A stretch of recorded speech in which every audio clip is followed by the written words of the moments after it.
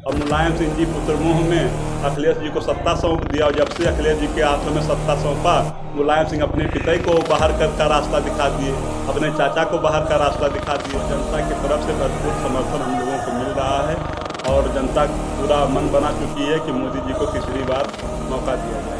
मांग रहे हैं और समर्थन मिल भी रहा है। अपना दल संगठन आज निरंतर दिन दूनी रात चौगुनी गति से विकास के पथ पर अग्रसर है, आगे बढ़ रहा है। भी नहीं, उनको याद है कि इस समय उनके पास मात्र 3 सांसद हैं। 3 से 80 कैसे पहुंचेंगे?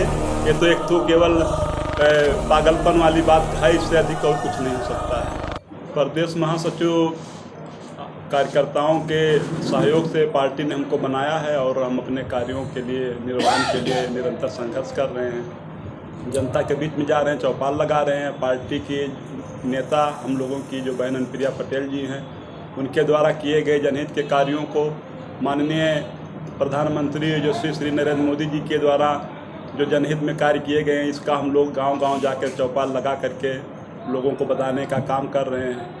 2024 को लेकर किस तरीके की रणनीति बनाई जा रही है? 2024 के लेकर हम लोग पूरी तरीके से एक्टिव हैं और हम लोग पूरी मेहनत कर रहे हैं। जो एनडीए सरकार का 9 साल की उपलब्धि है, उसको लेकर के हम लोग जनता के बीच में जा रहे हैं और जनता की तरफ से भरपूर समर्थन हम लोगों को मिल रहा है और जनता पूरा मन बना चुकी है कि मोदी जी को तीसरी बार मौका दिया जाए। चुनावी मुद्दा क्या होगा?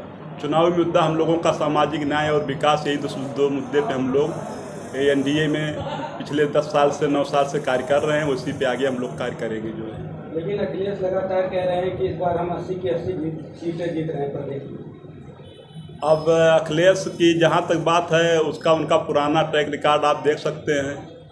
अपने पिताजी के नाम पे जो है सत्ता पा गए। 2012 में जनता ने मुलायम सिंह के नाम पे जनादेश दिया और मुलायम सिंह जी पुत्रमोह में अखिलेश जी को सत्ता सौंप दिया और जब से अखिलेश जी के हाथों में सत्ता सौंपा, मुलायम सिंह अपने पिता को बाहर का रास्ता दिखा दिए, अपने चाचा को बाहर का रास्ता दिखा दिए, बहुत सारे लोगों को बाहर का रास्ता दिखा दिया। आज उनके पास 2 चाटकार केवल बचे हुए हैं, वही उनको सूचना बता रहे हैं कि भैया आप 80 सीट जीत रहे हो। उसी पे वो बोलने का काम कर रहे हैं। वो ये भूल गए कि 2014 में मुख्यमंत्री रहते हुए हम केवल 5 सीट जीत पाए। 2017 में मुख्यमंत्री रहते हुए 50 सीट भी नहीं जीत पाए। 2019 में मायावती जी के गठबंधन करने के बाद 5 सीट नहीं जीत पाए। वो ये भी नहीं उनको याद है कि इस समय उनके पास मात्र 3 सांसद हैं। 3 से 80 कैसे पहुंचेंगे? ये तो एक तो केवल पागलपन वाली बात है, इससे अधिक और कुछ नहीं हो सकता है। 2024 में आप लोग कितने सीटों की मांग कर रहे हैं? सीटों का हम लोगों का कोई मुद्दा नहीं है। हम लोगों का मुद्दा है कि जो सरकार चल रही है, जनता गरीब पिछड़ों के लिए, ग्रामीणों के लिए जो विकास का काम हो रहा है, ये विकास का काम को और गति मिले, काम आगे बढ़े और जो सरकार मजबूत सरकार भारत को मिला हुआ है, ये मजबूत सरकार को दोबारा सेवा करने का अवसर मिले। बस्ती में किस तरीके की रणनीति है?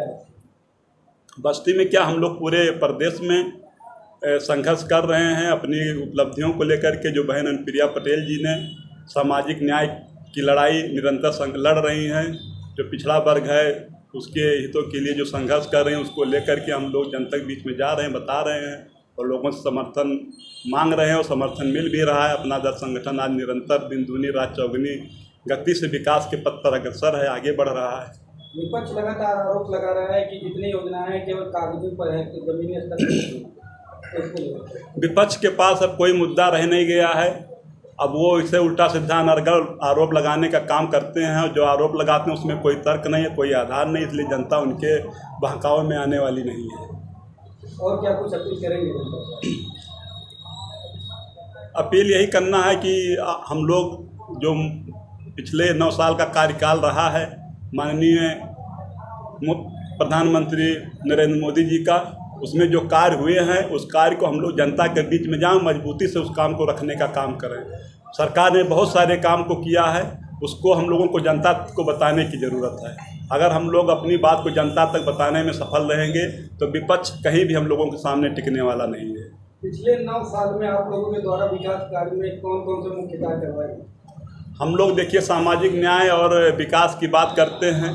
आज सामाजिक न्याय के रूप में देखिए 2014 के पहले पिछड़ा वर्ग आयोग को संवैधानिक दर्जा नहीं प्राप्त था। हम लोगों की नेता बहन अनुप्रिया पटेल जी सामाजिक न्याय की विचारधारा पे चलते हुए माननीय प्रधानमंत्री जी से इस विषय को रखा और माननीय प्रधानमंत्री जी ने बड़ा दिल दिखा करके पिछड़ा वर्ग आयोग को संवैधानिक दर्जा दिलाया। केंद्रीय विद्यालय, नवोदय विद्यालय, सैनिक विद्यालय में की प्रवेश परीक्षा में पिछड़ों का आरक्षण नहीं लागू था, लेकिन बहन जी अपने सामाजिक न्याय की नीति पे चलते हुए माननीय मोदी जी के सामने पिछड़ों की समस्या को रखा और इसको भी माननीय मोदी जी ने बड़ा दिल दिखा करके पिछड़ों के हित में इन सभी संस्थानों में की प्रवेश परीक्षा में पिछड़ों के लिए आरक्षण लागू किया। यहाँ तक जो मेडिकल की पढ़ाई हमारे छात्र कर रहे थे पिछड़े वर्ग के, उनके लिए आरक्षण की व्यवस्था 2014 के पहले नहीं लागू थी, लेकिन माननीय मोदी जी के नेतृत्व में माननीय बहन अनुप्रिया पटेल जी के प्रयास से नीट में भी आरक्षण लागू हुआ, जिससे आज बहुत सारे पिछड़े वर्ग के छात्रों को MBBS की पढ़ाई पढ़ने में उनको सहयोग मिला, उनका एडमिशन हुआ, आज वो डॉक्टर बनने के रास्ते पे आगे बढ़ रहे हैं। लगातार आरोप लगा रहे हैं कि आप लोग केवल पिछड़ों की राजनीति करते हैं। आरोप ऐसा कुछ नहीं है, आरोप ये सब निराधार है। अपना दल सब समाज की बात करता है, सबको साथ लेके चलने की बात करता है।